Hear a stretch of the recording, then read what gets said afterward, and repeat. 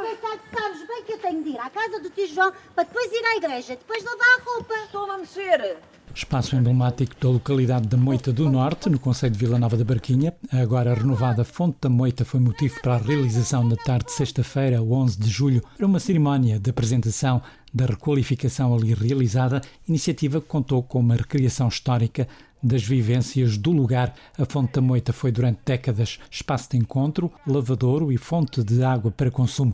Na apresentação que fez o presidente do município de Vila Nova da Barquinha, Fernando Freire, deu a conhecer a importância e memórias do local e a evolução daquele espaço ao longo dos tempos. Fernando Freire recordou que a devolução da Fonte da Moita à população resultou da colaboração do município e da Junta de Freguesia numa iniciativa que preserva a memória coletiva do lugar. 3 corpetes, um avental, 7 fronhas e um lençol, 3 camisas, um enxoval, que a freguesa deu ao rol. 3 corpetes, um avental, 7 fronhas e um lençol, 3 camisas, um enxoval, que a freguesa deu ao rol. Ai, rio não te queixes, ai, o sabão não bata, ai, até lava os peixes, ai, põe-nos cor de prata, olha ali um enxoval, vê lá bem das urtas francas, parece um monte de pombal, vê lá bem de polvas brancas, água fria da ribeira, água fria que o sol aqueceu. Estas são imagens do início do século XX, provavelmente, finais do século XIX, princípio do século XX, não sabemos de facto, mas não andamos muito longe da verdade, essencialmente, no início do século XX, provavelmente, e de facto dá-nos uma imagem de toda a envolvência, toda a vida comunitária. Quer a lavagem da roupa, que é verificar aqui, quer também o transporte em barricas de água e da abundante Fonte da Moita.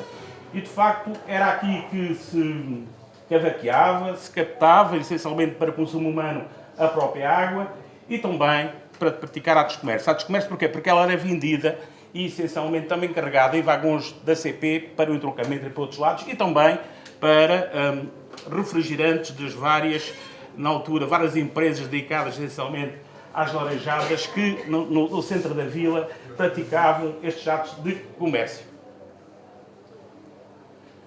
O topónimo Moita vem, de facto, nos tombos da Ordem de Cristo, 1504-1510, quando, de facto, se fala em Mota. Mota, e ainda na altura, não Moita, mas Mota, e significa que, à partida, a Moita será um topónimo do início do século XVI, finais do século XIV, finais do século XV, início do século XVI. Era muito disputada a questão de quem era a Fonte da Moita, até o próprio topónimo, essencialmente, e hoje vamos ver isto no teatro, nomeadamente o desvio de Marcos. O desvio de Marcos, que pela calada na noite se deslocava, ou seja, os Marcos tinham pernas, aquilo que se diz em gíria popular. Qual é a data da Fonte da Moita que costuma-se questionar? Não sabemos. Sabemos que, de facto, uma postura de 1877 da Câmara Municipal diz que, tendo em atenção a antiga postura feita em Câmara de 28 de 1808, conterá a água da Fonte da Moita. Ou seja, significa que em 1808, pelo menos a Fonte da Moita já existia. E existia essencialmente para quê? Para consumo humano. Tonico, tu vem devagar, tu não te leixes, Tonico. Para consumo humano e também para todas as regas situadas a jusante, essencialmente na Quinta da Lameira. Para vocês terem uma noção, a água da Fonte da Moita conseguia mover um lagar de engenho de azeite, só a água produzida aqui, ou no fundo a água que saía daqui, servia para mover o engenho da Quinta da Lameira. É esta a postura, de facto, de 1837, que diz que, atendendo às desordens, rixas e absolutas, ou seja, aos conflitos que por várias vezes se têm suscitado relativamente às águas do Ribeiro da Aldeia, de Portos e da Fonte da Moita, e tendo atenção à antiga postura feita em Câmara de 28 de maio de 1908, com assistência da nobreza e povo, que a confirmaram que o assinatário continuará a água da Fonte da Moita a ser distribuída na conformidade da postura, que é a postura anterior, de 1908, e terão princípio em regras em 15 de abril, ou seja, no fundo o que é que se regula? Regula-se o uso da água para consumo e o uso da água para rega.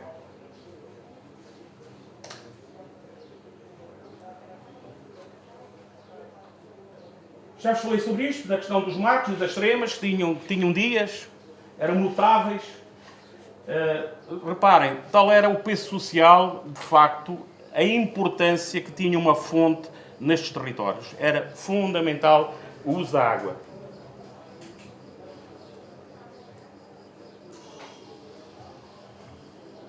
Assim, em 1857, e é aquela placa toponímica que temos para a parte de cima, nos diz que a Câmara sente necessidade de construir um fontanário. Um fontanário, ou seja, a fonte já era pré-existente, pelo menos já vimos que em 1808 ela existia, mas um fontanário. E a obra custou 815 mil réis. Na altura, um grande encargo para a Câmara Municipal. Também importa dizer que, na sequência das guerras liberais e depois de todas as concessões que vieram aí, tivemos problemas complicadíssimos em ter da tesouraria nacional, certo? É importante também fazermos este estado de alma. Então, tínhamos de facto aqui a questão das amoreiras também, a questão da lavagem, das roupas das famílias, a questão também dos romances, dos amores e dos namoricos, também acontecia, aliás, no teatro isso vai ser evidente, e também a questão das carroças dos águadeiros, como vocês viram na primeira imagem, e também a questão das bilhas de barro, e também a questão dos bois, essencialmente tudo aqui a jusante da própria agricultura, quer do Paúl, quer também no Lagarido, quer da Lameira. E, claro, as respectivas hortas, os feijões, as couves, as batatas, as abóboras, produtos da rega e da fertilidade do solo. E também os pescadores. Eu recordo, essencialmente, que grande parte da aldeia da Mota, na altura, muita gente era dedicada, essencialmente, à pesca do sava, nos tempos de antanho. E depois, em 1857, o que é que acontece? Acontece que a vila precisava de água, e então há um projeto que coloca por gravidade a água da Fonte da Moita até ir ao chafariz, ao Largo do Rebelo. Na altura era esta a designação, Rebelo da família da Quinta da Lameira. Era um luxo magistrado.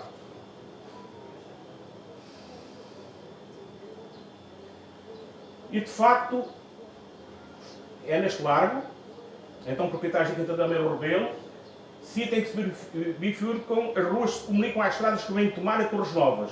Ou seja, era ali o centro nevrálgico e comercial da vila. Precisamente esta fotografia, chafariz e largo, que era o ponto de encontro.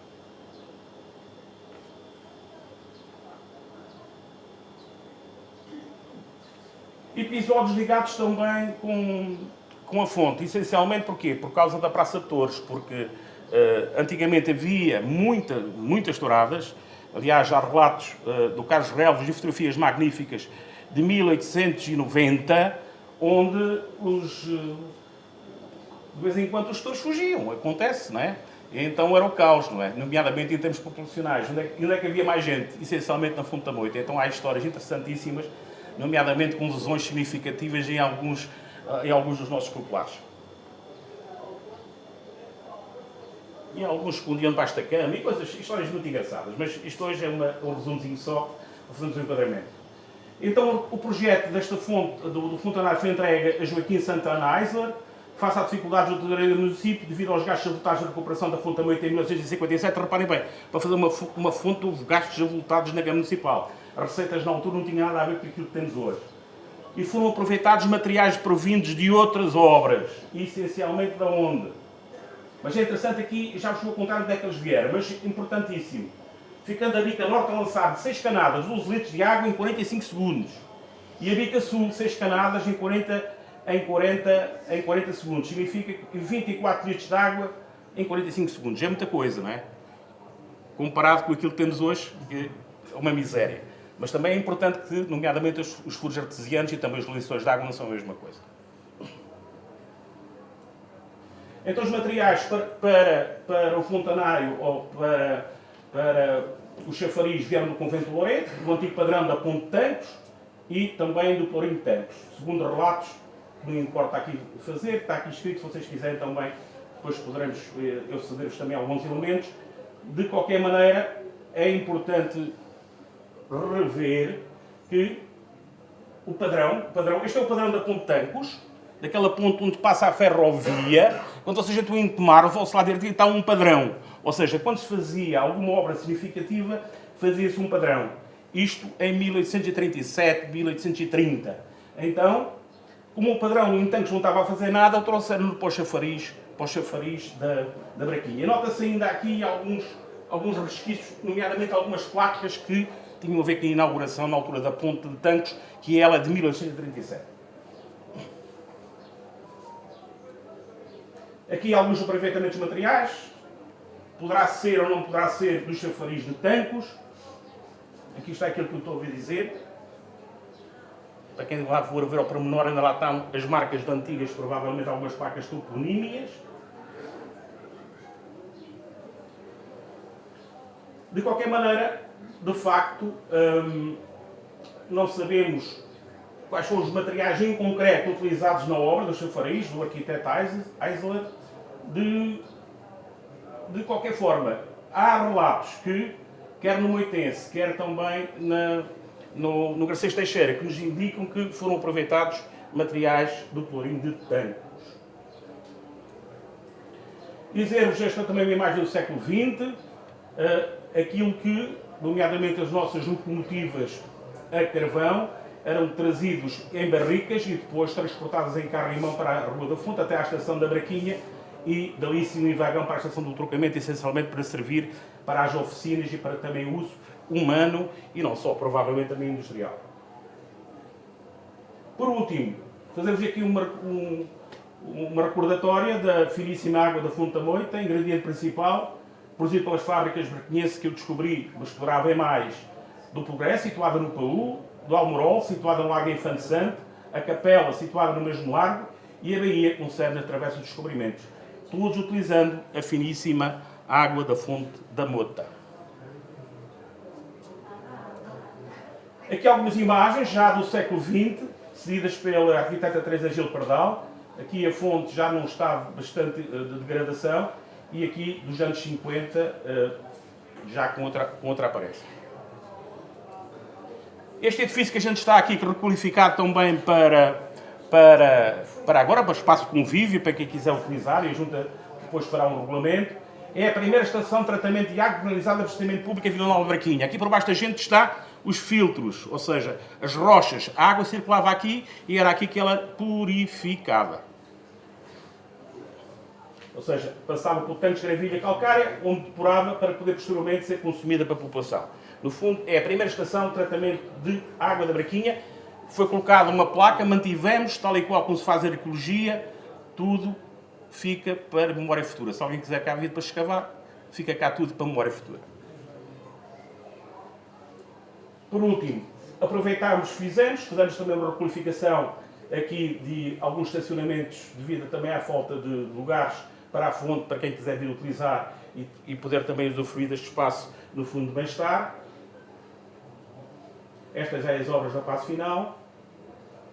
E por último, em conclusão, espero que não tenha sido rigoroso, que eu disse que era 20 minutos, de facto a água para Vila Nova de Braquinha tem um papel fundamental. Não só o Rio Tejo, quer o Zezer, já que o Nabão temos 100 metros, nem isso, mas essencialmente o Zezer e o Tejo são fundamentais para a gênese e para o nosso desenvolvimento. Quer em termos na altura dos autoestradas que nos deslocávamos para Lisboa em ascenso e em descenso, quer na altura eram as autoestradas de hoje, para quem não se lembra, e de facto os chafarizes, os fontanários e outros géneros de fontes desempenharam uma função vital para a Braquinha e exigem esforço e recursos e motivo de celebração também desses feitos.